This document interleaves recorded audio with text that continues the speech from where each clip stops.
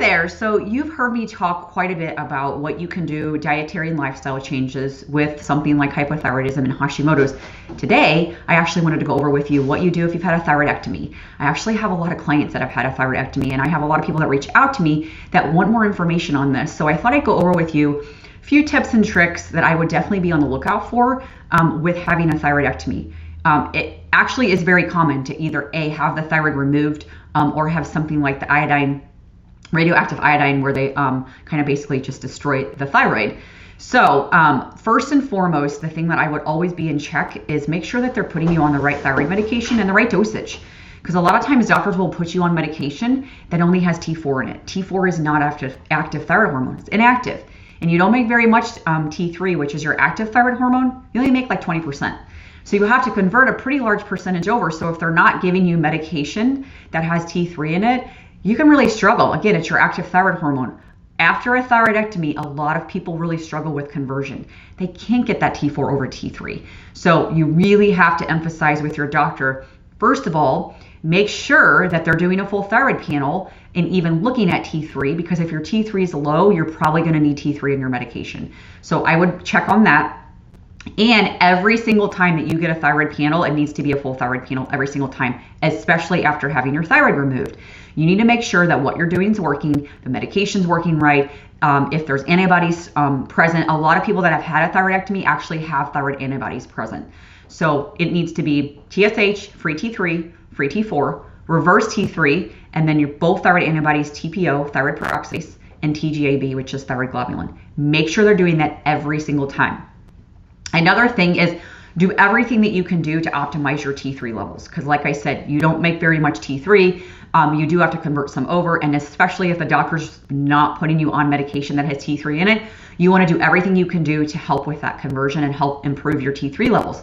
So something that is really important is getting an assessment of your minerals. I do this with all of my clients, and one of the reasons is because a lot of people with thyroid issues, especially after thyroidectomy, they're really deficient in minerals. So things like selenium, activated B6, those are really important, even sometimes zinc. Very important to help with that. So I would maybe get an assessment of that.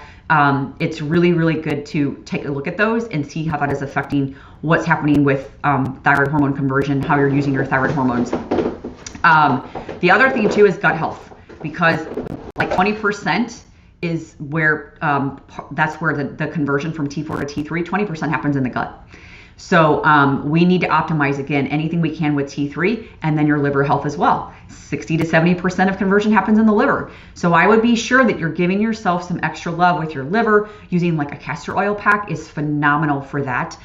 They even make a little mini one, and I can drop a link below from Queen of the Thrones. They make a little mini one that goes in your thyroid. So even after a thyroidectomy, it's really good. You could still use it there because it helps reduce inflammation. And after obviously having any type of surgery, we can have some inflammation there.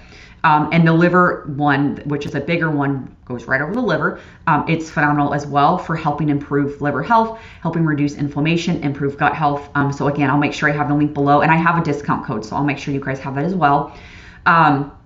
Doing anything you can do to reduce inflammation, because inflammation will also inhibit the usage and the conversion and production of T3. So avoiding inflammatory foods. So cutting out things like gluten, sugar, soy, sometimes dairy even, not for everyone, but gluten and processed foods, sugar, soy, those are very inflammatory. So I would definitely make sure you're keeping those out. We want to keep the inflammation down as much as you possibly can. And then even assessing your gut health, like I mentioned a little bit ago, doing like a gut test, like a stool test, because if there's inflammation going on there, leaky gut, maybe you have some other pathogens like a parasite or a bacteria overgrowth or something like that, that will also inhibit some of that conversion. And again, having good optimized T3 levels. So that might be something that's, again, a test I do with all of my clients. And then even looking at your sex hormones, because things like progesterone, even like cortisol, those things can drastically affect what your thyroid hormones are doing. If you're under an immense amount of stress, it's going to inhibit thyroid hormone conversion too. It will actually increase something called reverse T3, which is one of the markers I would have to check on your thyroid panel. So it's going to decrease the amount of active T3. So managing stress, do anything you can do to manage your stress. That will also optimize your T3 levels. As far as dietary part goes, I would, again, I talked about reducing inflammatory foods. I would get those out as much as you can. Eat tons of veggies. Veggies are phenomenal. You can eat cruciferous vegetables, by the way. I would just cook them. Don't eat them raw. So things like Brussels, cauliflower, broccoli, things like that, or cruciferous, just make sure they're cooked. But they're phenomenal. They also are very good for helping with like estrogen detoxification and things like that. So it wouldn't be bad to have those. Be very careful as well with like eating all day long, so snacking, because snacking will raise blood sugar, drop blood sugar, raise blood sugar, and it just fluctuates. And that will also affect your cortisol, which, what does that do? That will also affect how you're using your thyroid hormones and converting from T4 over to T3. So I would be very careful with that as well. I would try to eat more consistently with less snacking, unless of course you need it to keep your blood sugar balanced. But a lot of times people do much better, especially after thyroidectomy, to, 3 big meals, maybe a snack like in between, but not like eating every hour. You definitely don't want to do that. And then getting some movement in. Okay, so after a thyroidectomy, a lot of people they're almost scared to work out. I see this a lot. So getting movement in is going to be important, but the movement has to work for you. If it's going for a walk, do a walk. If it's a little bit of weight training, do some weight training, but take advantage of when you have your energy. When you have that energy, use that. So do some extra movement. Maybe that's when you do your weight training workout, but I would not do long duration cardio. I would not do anything where you're just really taxing your thyroid and your adrenals and doing long duration cardio. That I would not do. That can actually really affect how you're using your thyroid hormones, the production of it, the conversion of it, all of that. It's going to drastically affect it, even how you're using your thyroid hormone medication. So I would avoid that, but I would do things like weight training, stretching, maybe a little yoga, throw that in once in a while. I wouldn't do that for your main thing. Walking, but weight training is probably going to be my go-to, and strength training, that's always going to be my go-to. So take advantage of the energy when you have it to do something like that. So those are kind of my bigger tips. Again, it's, I've worked with people where they come to me and they feel like it's a death sentence when they don't have their thyroid anymore, because it is a master regulator for a lot of things, but there's so much that can be done so that you optimize the use of your thyroid medication, you optimize the use of your thyroid hormones.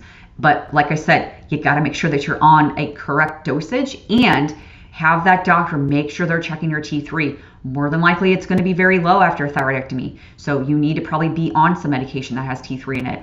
My advice as well when it comes to thyroid hormone medication, I would do something more natural. Okay, so a lot of the synthetic ones, they don't work as well. The absorption is really hard. So things like NP thyroid, nature thyroid, those work really well. Some do a little bit better with Armour. I've had some that don't as well. They do better with the other ones. I personally, I haven't had a thyroidectomy, but I have to have T3, T4 medication. I do better I get mine compounded at a compounding pharmacy here where I live. And there's no fillers. I don't have to worry about the allergens that are in some of the fillers, because some thyroid medications, they have gluten and dairy and corn, and those can be allergens for people with thyroid issues, especially after a thyroidectomy. So that's my advice on that.